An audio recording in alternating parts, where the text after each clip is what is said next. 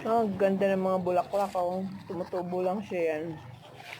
Doon lang yan sa sa mga pinagtanggalan ko noon. Ayun, may tumubo ulit. Ang gaganda ng bulaklak ko. Nakaka-refresh ng isipan. Pwede siya sa mainit na lugar. Pwede hindi dinidiligan araw.